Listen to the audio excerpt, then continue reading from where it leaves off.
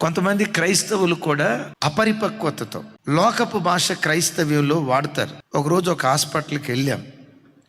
ఓ తల్లి నన్ను గుర్తుపెట్టి, అయ్యా మీరు జెర్మియా పాస్టర్ గారే కదా? అవునమ్మా.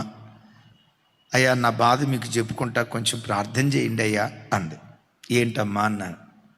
2 కొడుకులయ్యా నాకు. పెద్దోడు తాగుబోతు, చిన్నోడు తిరుగుబోతు. మమ్మల్ని కొట్టడానికి మా పిల్లలు చేతులు పైకెత్తుతున్నారయ్యా. ఇలాంటి పిల్లలు మా కడుపున పుట్టకుండా ఉంటే బాగుండేదని కొడుకులు ఇద్దరిని బట్టి తెగ ఏడ్చింది. ఎంత ఏడ్చిందో చెప్పంటారా? ఓ రకంగా నాకు కూడా ఏడుపు వచ్చి అంతగా ఏడ్చింది. సహజంగా మగవాళ్ళకి ఏడుపు రాదు, ఎందుకంటే ఈ బ్యాచ్ అంతా ఈ మగ బ్యాచ్ అంతా ఏడ్పించే బ్యాచే కానీ ఏడ్చే బ్యాచ్ కాదు. అట్లాగా నేను ఏడ్పించేవాడిని కాదండోయ్.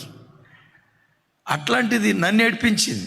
ఏడ్చి ఏడ్చి కొడుకు ఆడట్లయ్యా ఈడెట్లయ్యా అని చెప్పి నన్ను అడిగింది. అయ్యా హాస్పిటల్కి వచ్చారేంటి?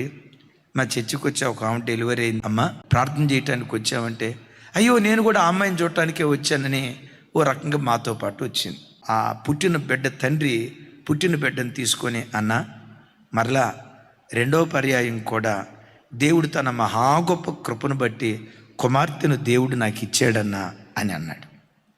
ఈ పక్కమిటి ఇందాక నాతో మాట్లాడినామని చూసారా, ఆమె ఏమందో తెలుసా?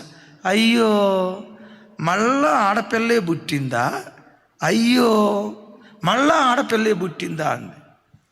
నాకు బీపీ 190కి పోయింది. బీపీ లేదు, కానీ నేనేమన్నాను తెలుసా? సైతానా, 2 మగపిల్లలను కన్నావు, నువ్వు వరగబెట్టింది ఏముంది? వీళ్ళకి అన్నారా దేవుడిచ్చాడా? రాజ్కుమార్,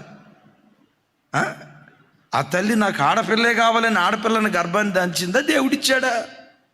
దేవుడిచ్చిన బహుమానం అది. అయ్యో మళ్ళా ఆడపిల్లేనా అని అన్నావంటే దాని అర్థం ఏంటో తెలుసా? దేవుని చేతి పనిని నువ్వు ప్రశ్నించినట్లు, దేవుని బహుమానానికి వ్యతిరేకంగా మాట్లాడినట్లు అంటది. అది కాదు అయ్యగారు, మళ్ళా ఆడపిల్లనే కంది. ఇది ఈ మళ్ళా ఆడపిల్లనే కంది. మా చుట్టపు అమ్మాయి ఆడపిల్లనే కందా? సరే ఒక మాట అడుగుతా, ఇందాక అర్ధగంట సేపు ఏడ్చేవుగా, కళ్ళమట్టి 1/2 బకెట్ నీళ్లు గార్చేవు కదా. ఆడు మాట వింటలేదు, ఈడు మాట. మగపిల్లలుగా నువ్వు సాధించింది ఏంటి? ఎందుకు ఆ మాట అంటున్నావు? బుద్ధి లేని మాట మాట్లాడకు. మగబిడ్డల్ని ఇచ్చిన దేవునికి స్తోత్రం, ఆడబిడ్డల్ని ఇస్తే మరి దేవునికి స్తోత్రం అని ఆడబిడ్డలను కూడా ప్రతి తండ్రి ప్రతి తల్లి అపురూపంగా చూసుకోవాలి.